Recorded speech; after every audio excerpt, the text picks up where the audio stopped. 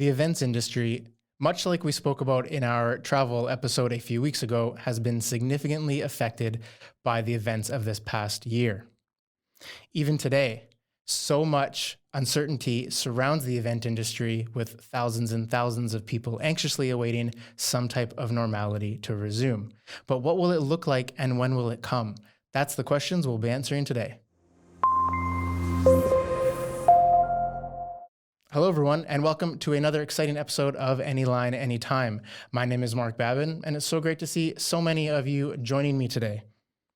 Whether you work in events or involved in them in some capacity, you're definitely going to want to stick around to hear what we have to say today. Lots of insight coming from two experts within the industry. Speaking of which, joining me in studio is our very own events manager, Natasha Sotomayor, an events professional with a number of years in the industry. And having attended on behalf of some of the largest companies globally, Natasha is going to be able to help shed a lot of light on the serious effects of this past year, as well as what she anticipates in events coming this year and the years after. Also joining us remotely is Michael Hanifan, an account executive at Saks Exhibits with over 15 years experience in events himself. Saks Exhibits has over 40 years of experience specializing in the design and production elements related to the events around the world. Natasha, Michael, so great to have you both with me today. Thanks for joining me. Thanks, Mark, for having us. Really looking forward to this conversation. Thank you. Looking forward to talking about industry topics. Great. And thanks for getting up nice and early for us, Michael. We really appreciate it. Anytime. Be careful with that one. I'll take advantage of that. Brilliant. So let's jump right into the deep end and obviously talk about March of 2020, a month that I don't think many of us could forget with the big impacts of change. Obviously, events were planned, budgets were set, sales teams were getting ready, flights were booked and everything. And then suddenly, almost overnight, no events. Natasha, I'd love to come to you on this first question. What was the initial reaction? I mean, almost immediately from regular day to nothing. What was that like for everything you had planned? Well, I think initially when we started seeing events cancel, I was still in a bit of denial. You know, we were still saying this is just a flu. It's no big deal. We're going to bounce back pretty quickly. But soon after events continued to cancel, more and more events started to follow suit. And then I went into a bit of a panic, thinking, what am I going to do now? What opportunities are there for me to still support the companies, the goals, and making sure that we're still relevant in our own positions and in the market? So it definitely took some time to process, but I think over the last year, event planners were very adaptable. So I was able to move into some new avenues, try some new things, and learn a lot despite the pandemic itself. Yeah, I think that's a super relevant point. I love that you mentioned adaptability because it really forced you out of your comfort zone of something you had so much comfort in, perhaps in years past. And that speaks to most event managers around the world. They had to adapt. Whether they were let go from their positions because companies were downsizing, they had to adapt and learn new skills in order to be marketable and present themselves into positions in the future. So I love that you mentioned that point as well. Michael, obviously coming to you, certainly you had bookings upon bookings ready for the year with clients and events all set up. But then obviously the news came through that the events weren't going to happen. And much like with Natasha, again, overnight sort of a situation where you have things planned and then suddenly events are being canceled all around the world. I'd love to know your reaction, what your company faced, what the organization faced, and obviously your clients and event centers. What was it like? Sure. I think in the beginning, I was a bit naive. I remember it like it was yesterday. I was in Vancouver at a dental show, flying through Dallas, and then supposed to be in Orlando for HIMSS, the Healthcare Information Management System. And by the time I landed in Dallas, I got an email from my client and a text saying that HIMSS, which is the largest healthcare information management show, had been canceled. And that, we were halfway through setup, a lot of our booths and boots on the floor. Everyone was working diligently to get everything erected. And all of a sudden it was like the whistle was blown. Let's pack it up and everybody get home. It was just an interesting feeling because I think at first, no one really understood the extremeness of the pandemic. And as we were moving towards a pandemic, at that point, like Natasha mentioned, we kind of just thought it was the flu and a little bit of safety. And then from there, all of the other shows started to go virtual and then cancel and rebook.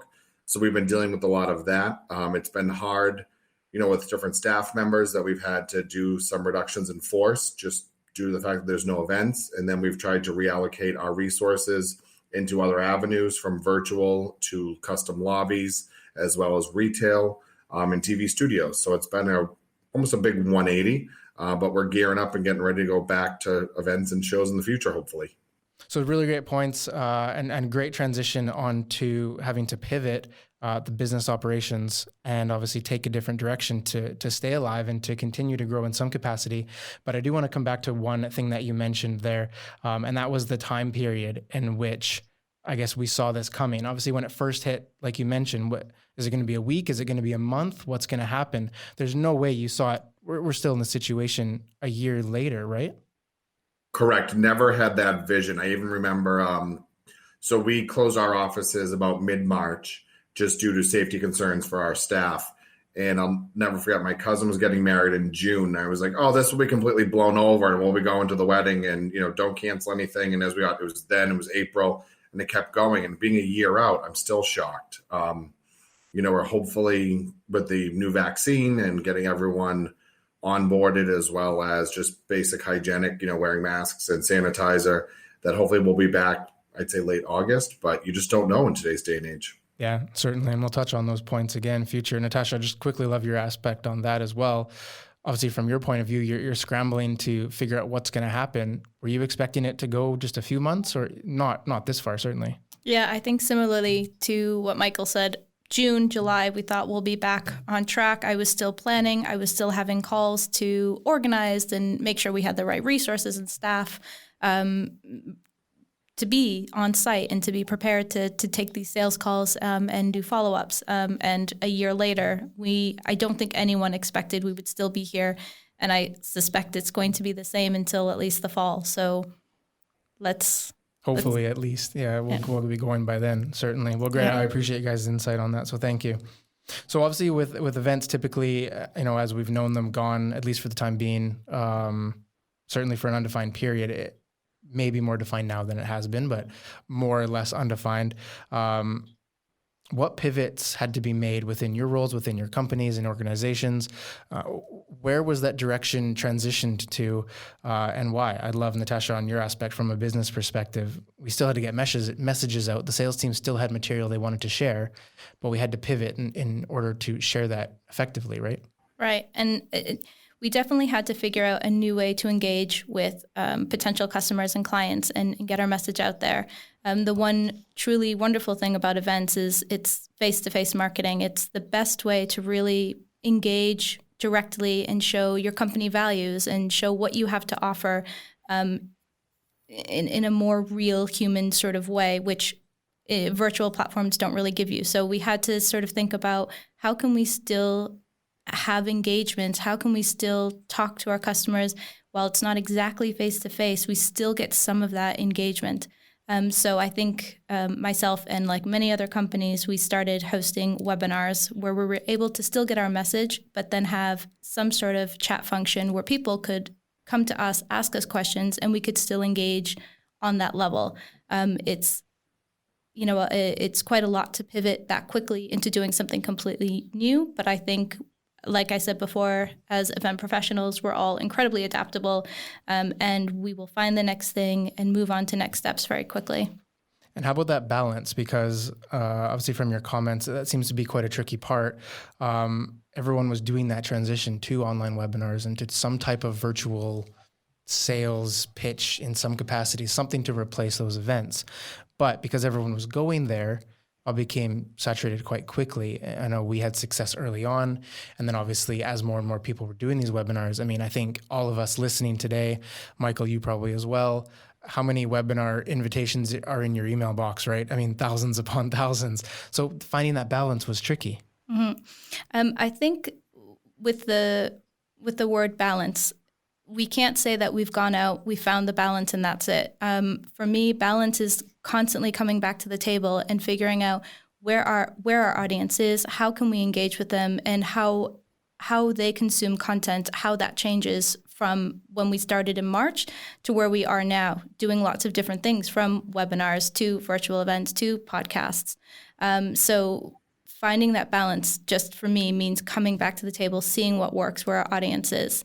We leaned a lot on industry virtual events, where they started to adapt as well, and included matchmaking and networking as part of their offering. So this gave us another chance to have an almost face-to-face marketing style where we could reach out to those people we wanted to target, and we gave them the option if they wanted to talk to us as well.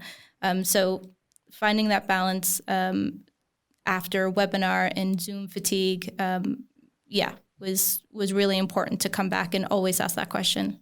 And I guess continues to be that balance. Fine. It's not like it's ever a fixed, Exactly. here it is and this is the way it's going to be. Every day it evolves. Exactly. Yeah, really great insight. Michael, coming to you, obviously you mentioned a few pivots, but could you give us a bit more detail on what some of those transitions were for Saks once the reality really set in? The virtual fatigue, I think, is what hit everyone after the first 6 to 8 weeks. And our clients were looking at us as, how do we stand out? How do we beat the norm of a regular WebEx or presentation? We've done anything from celebrity mixologists and FedExing out their attendees who pre-registered a mini kit, or we did make your own pasta sauce one time so that they would have all the ingredients at their disposal and then could go through and make those with a celebrity. So that way it just felt different. It wasn't your average WebEx. There was some more interaction. People could ask questions. So that kind of just did a different flair and was a little bit more exciting and engaging. We've also done different gamification. One of my favorites that we did was for the client's products, to spice up one of the WebExes, was to have the Price is Right, that people were selected at random. They could get and put their picture up on the screen and they would have a product. They had to guess the pricing and they moved on. So we did a really kind of cool job on that. Other parts that we pivoted in our business, we've done a lot of TV studios in the past, but that's spiked up just because viewership is up a lot more due to people being home. So that's been a new avenue for us to have a lot of fun in. And then looking at retail, some of our clients are trying to get more into the hands-on experience as opposed to going through distributors. So we've designed a few storefronts, which has been kind of fun in the anticipation of bouncing back when COVID is over with. Really interesting pivots, really interesting points. Coming back to that point about obviously one of your customers wanting to be more hands-on, do you have any other examples of some of the, like how your clients and how those organizations took this? Were they immediately looking for that innovation, or was there a period where they didn't know where to go? Or is it just try everything and see what sticks? In the beginning, I think it was try everything and just, see what people are comfortable with. I think getting a lot of people on a WebEx for a long period of time was a strain in the beginning, just because we're humans. We're used to talking and the interaction. Even if you work in an office, there's still the water cooler chat if you get to meet people and talk about what happened last night on a TV show or have a personal experience, which gets tapered off with when you're at home and fully remote. So in the beginning, it was more of just getting people used to the Zoom and the WebEx and getting online and not having any issues with connectivity. And then after that, it was like, how do we just make it new and fresh and have people say, hey, that was great, or it was fun and it was personal, even though we are remote. And that's what we've been looking for time and time again. I love how it keeps coming up in our discussions on this series, but how this past year, as negative as it was in a lot of aspects, it really forced a lot of creativity and a lot of great ideas, all these engagement ideas you're talking about, Michael, and really moving these things to areas they haven't been in before. I love that it's really forced innovation. I guess you'd feel the same way, right, Michael? Yes. Yeah, brilliant. It's Natasha. been different, challenging, but it's been fun. Yeah, challenging, but again, that's sort of that push to get creativity out the door, I guess, which is always nice. Natasha, same thing. I guess this has kind of really forced us to be creative, and in your role, really, I think outside the box in a short amount of time. Yeah, I think it's really fantastic to have to step outside your own comfort zone, try and think about how you're going to be able to support how to get in front of your audience and really get them to engage in a new way, because it's completely different doing it online virtually than when you're doing it face to face. In when you go to a trade show, when you go to a trade fair, there is no longer the opportunity that someone can just come to your booth and listen to a 2-minute speed pitch for, in exchange for some sort of giveaway, a notebook or a pen or a backpack, whatever. So there has to be sort of a new way to reach the audience without being overly salesy. Yeah, absolutely. And I think that leads really great into the next point. Now, obviously 2020 is behind us. We can leave it there. Don't open that box again. I think we can all be pretty comfortable there. But I guess still a lot of uncertainty as far as events moving forward. Obviously, organizations and event companies are trying to get dates on the calendar, but they keep getting pushed because of the developments around the world. I think a couple events have probably been pushed 3 or 4 times by now. But when events do come back, will we see them the way they were in the past, or will they have some type of innovative merge between this last year and the way it was? Like, will we see more virtual elements in these large events this year? Natasha, I'd love your opinion on this.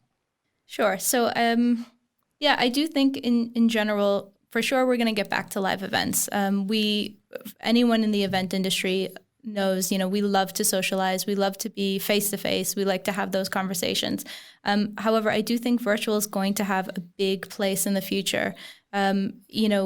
Studies have shown that attendees really appreciate being able to attend a conference and consume content from home, and they're happy to do it. So those who were unable to join previously because of budget restrictions or travel restrictions, they can now come in and they can hop on and off for the things that they're most interested in.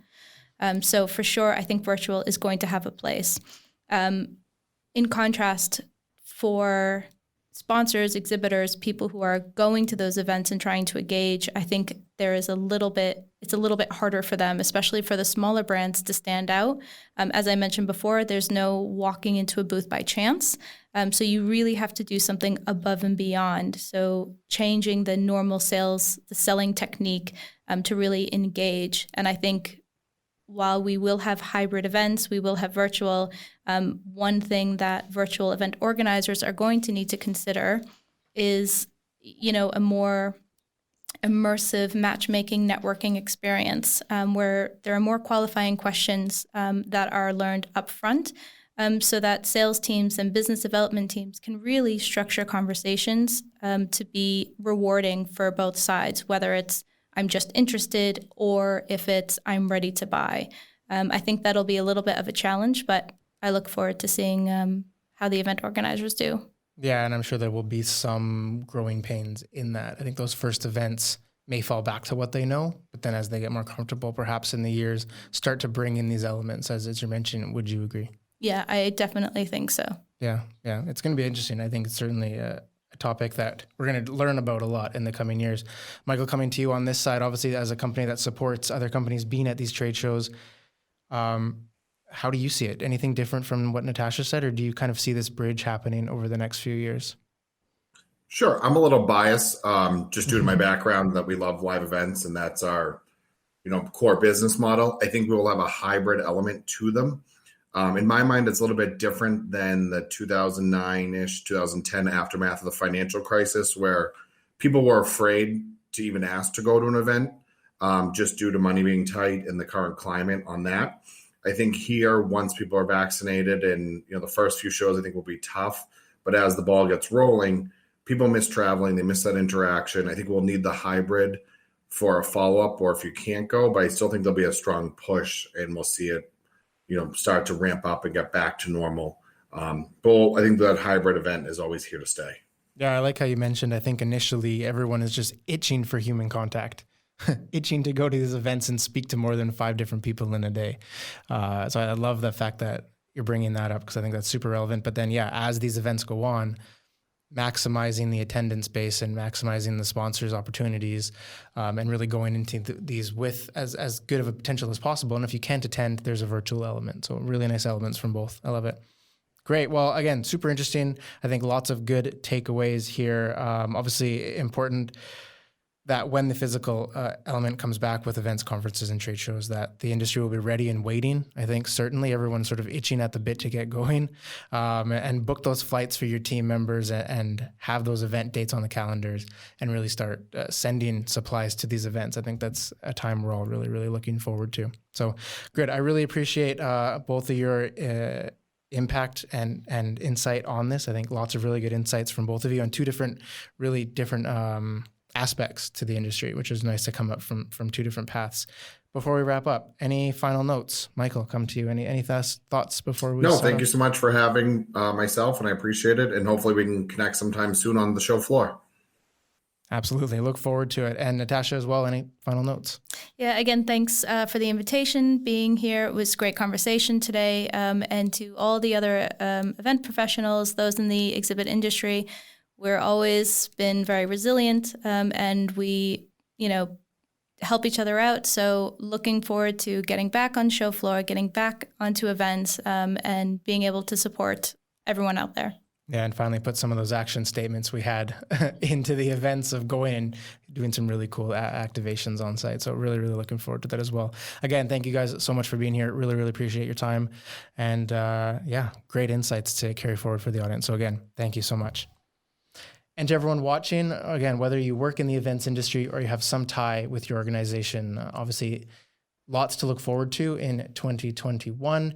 It's been a difficult last year and a bit, but obviously we're headed in the right direction. Given the insights we've had today from Michael and Natasha, things are looking up, and we're going to be up for an exciting year and years to come. So thank you so much for watching. Thank you so much for engaging with this video and watching. You can obviously reach out to any of us to get more information on anything that we may have discussed today. We'll make sure Natasha, Michael, and my LinkedIn are in the description of the video, or you can go ahead and just comment below. We'll get the answers you need. Or if you have other thoughts about the event industry, perhaps something you see coming, please feel free to drop that in the comments below. We'd love to have your opinion. And until next time, we have more great episodes coming your way, of course, every week. So we look forward to the next episode. And as always, stay happy, stay healthy. We'll see you guys next time.